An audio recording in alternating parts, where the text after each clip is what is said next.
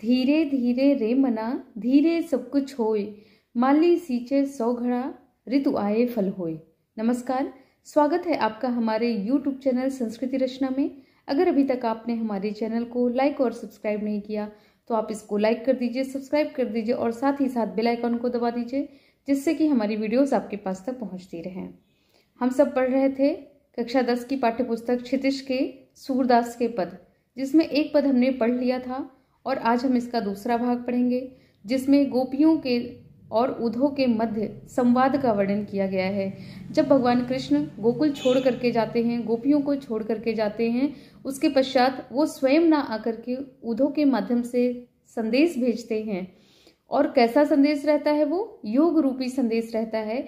तो योग रूपी संदेश को सुन करके उद्धव के द्वारा जब गोपियों को योग रूपी संदेश सुनाया जाता है, तो उसको सुन करके गोपियां उद्धव से जो बातें कहती हैं, उनके मध्य में जो संवाद होता है, उसी का यहाँ पर वर्णन किया गया है। देखिए गोपियां इसमें क्या कह रही हैं उद्धव से कि मन की मनहि मांझ रही, कही जाई कौन पे उद्धव नाही परत कही। अवधि आधार आस आवन की, तन मन विथा सही। अब इन जोग संदेश ही सुनी सुनी, बिरहिन बिरह दही। चाहती हुती गुहार जितहि ते, उतते धार बही। सूरदास अब धीरज धरहि क्यों, मर जादा न लही। यहाँ पर गोपियां उद्धव से कह रही हैं कि हे उद्धव, हम तो मन की मन ही मांझ रही, यानी मन की मन ही मांझ रही अर्थात अपने मन की बातों को अपने मन के अंदर ही हम समाये हुए हैं। अपने मन की बातों यानी मांझना यानी जाकर अपने भीतर, यानी हमारे जो मन की बात है उसको हम अपने भीतर ही समाये हुए हैं, अपने भीतर ही रखे हुए हैं। अपनी मन की व्यथा, जो हमारे मन की पीड़ा है, उसका वर्णन हम किसी और से नहीं कर पा रहे हैं। तो अपने मन की मन ही मांझ रही, अपने मन के दर्द को, अपने मन के जो पीड़ा है, उसकी जो व्यथा है, इसको हम अपने मन में ही रखे हुए हैं। क्यों? क्योंकि कही जाई कौन पे उद्धव नाही परत कही। कहती हैं गोपियां, कहती हैं कि हे उद्धव, क्योंकि हम ये बातें किससे कहें, हम किसी और से ये बात नहीं कह पा रहे हैं, क्योंकि ये बात तो हम कृष्ण से ही कह सकते हैं। और जब कृष्ण यहाँ पर नहीं आए हैं तो कृष्ण के अतिरिक्त और कोई इसके योग्य नहीं है कि हम अपनी बात को, अपने मन की पीड़ा को, अपनी व्यथा को किसी और के सामने कहें। अवधि आधार आस आवन की, तन मन विथा सही। अवधि आधार, अवधि मतलब होता है समय, आधार का मतलब होता है आधार, यानी आने के आधार पर, आवन की यानी आगमन के, आने के समय के आधार पर। अवधि आधार आस आवन की, आस का मतलब होता है एक उम्मीद, एक आशा। तो उनके आने की आस के आधार पर, यानी उनके आने के समय के आधार पर, तन मन व्यथा सही, हम तन और मन की व्यथा को सह रही हैं। यहाँ पर गोपियां उद्धव से कह रही हैं कि हे उद्धव, हमारे मन की जो बात है वो हमारे मन में ही रह जा रही है। हम अपनी मन की व्यथा का वर्णन किसी और के समक्ष नहीं कर सकते हैं, क्योंकि हम इसको कृष्ण के अतिरिक्त किसी और को हम इसके योग्य भी नहीं समझ रहे हैं। कहती हैं कि हम ये बातें किससे कहें, और इसलिए हम अपने मन की बात को अपने अंदर ही दबाने की कोशिश कर रहे हैं। फिर वही कहती हैं कि पहले कृष्ण के आने के इंतजार में, अवधि आधार आस आवन की, यानी उनके आने के समय के आधार पर, उस आशा के आधार पर हम तन मन की व्यथा को सह रहे हैं। हमने विभिन्न प्रकार के तन और मन के दर्द को सहा, लेकिन क्या कह रही हैं, लेकिन अब हम कैसे करें? क्यों? ऐसा क्यों गोपियां कह रही हैं कि कृष्ण के स्थान पर अब उद्धव आए हैं, और उद्धव क्या कर रहे हैं? योग रूपी संदेश को लेकर के आए हुए हैं। तो यही कहती हैं कि अवधि आधार आस आवन की, तन मन विथा सही। उनके आने के समय के उम्मीद या आशा के आधार पर हम तन और मन की व्यथा को सह रहे हैं, पर अब इन जोग संदेश ही सुनी सुनी, बिरहिन विथा दही। यहाँ पर बिरहिन, बिरहिन किसके लिए कहा गया? विरह में जीने वाली गोपियों के लिए कहा गया है। विरह अर्थात योग होता है, और विरह को सहने वाला या विरह में रहने वाला विरहिन, वो गोपियों के लिए कहा गया है। और दही, दही का मतलब होता है जल रही, हम जल रही हैं। हुती, हुतैते यानी थी, जल रहे थे, गुहारे। तो इसमें है कि अब इन जोग संदेश ही सुनी सुनी विरहीन विथा दही। अब इन योग रूपी संदेशों को सुन करके, अर्थात स्वयं कृष्ण के ना आने पर कृष्ण के माध्यम से उद्धव को योग रूपी संदेश के साथ जब यहाँ भेजा गया, तो कह रही है कि हम अपने मन की व्यथा में किसी विरहिणी की भांति, किसी योगिनी की भांति हम जल रहे हैं। हम तो कृष्ण के वियोग में जल रहे हैं। और फिर क्या कह रही हैं वो कि इन जोग रूपी संदेश को सुन करके इस विरह रूपी अग्नि में हम विरहिणियां, यानी हम ये विरहिणियां अर्थात इस विरह रूपी अग्नि में जलने वाली विरहिणियां अर्थात गोपियां कह रही हैं कि हम इसमें जल रहे हैं, हम इसमें बराबर जल रहे हैं। चाहत हुती गुहार जितहिते।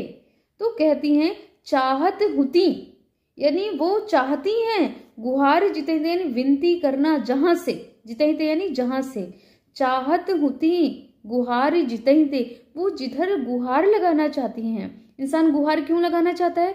गुहार का मतलब होता है कि आवाज देना, तेज आवाज में किसी को बुलाना।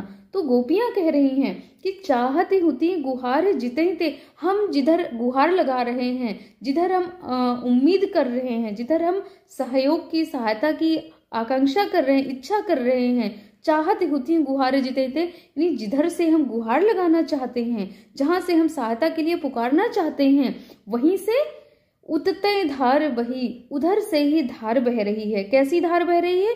योग रूपी धार उधर से ही बह रही है। यानी वो कह रही हैं कि हम तो कृष्ण के वियोग में उनकी आंखों से प्रबल अश्रुधारा बह रही है। कह रही हैं कि कृष्ण के वियोग में अश्रुधारा हमारी बह रही है और हम तो उधर से गुहार लगा रहे हैं, यानी जिधर से हम सहायता की उम्मीद कर रहे हैं कि हम उधर से ही हमें सहायता मिलेगी, अर्थात कृष्ण से हमको कोई सहायता मिलेगी, कृष्ण से इसका कोई हमको समाधान मिलेगा। लेकिन उतते धार बही, ये धार यानी योग रूपी जो धार है, जो विरह रूपी धार है, वो उधर से ही बह रही है। तो अर्थात कहा जाता है ना कि हम जिधर सहायता की अपेक्षा करें, जिससे हम अपनी सहायता की अपेक्षा करते हैं या हम चाहें कि कोई हमारी सहायता करे, वो सारे कष्ट अगर उधर से ही मिल रहे हो तो क्या होगा?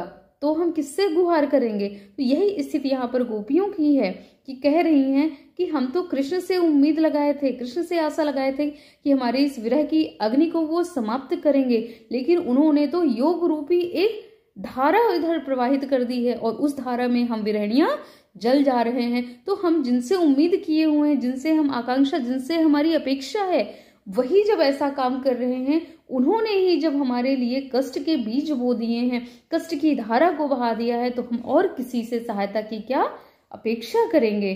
फिर कहती हैं सूरदास अब धीर धरहि की उम्र ज्यादा न लही। तो गोपियां कहती हैं, सूरदास बता रहे हैं कि गोपियां कह रही हैं कि जब कृष्ण ने अपनी मर्यादा का पालन नहीं किया, कृष्ण ने कैसी मर्यादा का पालन नहीं किया?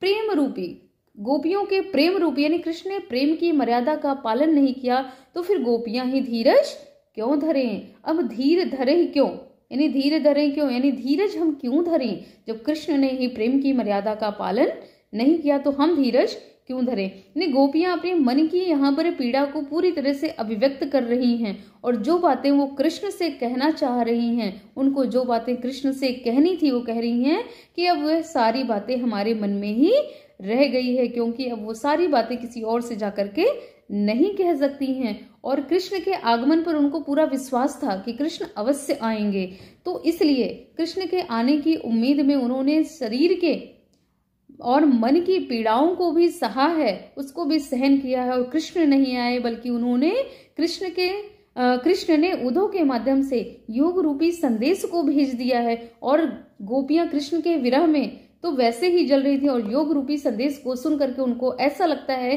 कि जैसे वो एक धार चली आई है, विरह की धार, वो दुख की एक धार कृष्ण की तरफ से आ गई है और वो चाहती हैं कि अपनी विरहग्नि को दूर करें और अपनी रक्षा के लिए वो कृष्ण को पुकारें। लेकिन जब कृष्ण ने ही वो यहाँ पर योग का प्रबल धारा कृष्ण ने ही बहा दिया है, तो वो गोपियां क्या कर सकती हैं उस धारा में? तो गोपियां उसको दूर करने के लिए कृष्ण से क्या आशा करें?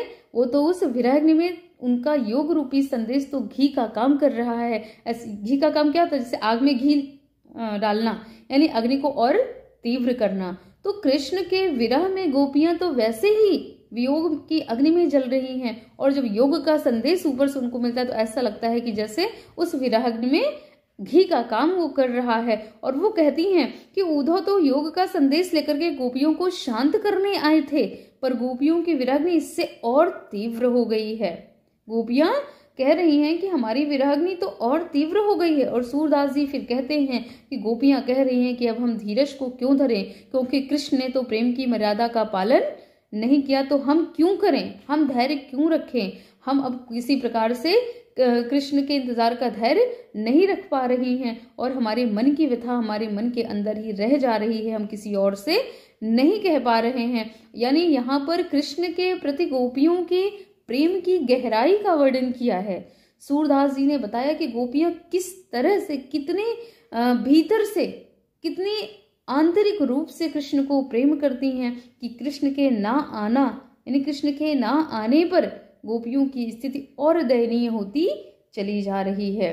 तो ये सूरदास के पद में उद्धव आए तो थे योग का संदेश देने, परंतु गोपियों की बातों को सुन करके वो स्वयं कृष्ण के प्रेम में अनुरक्त हो गए हैं।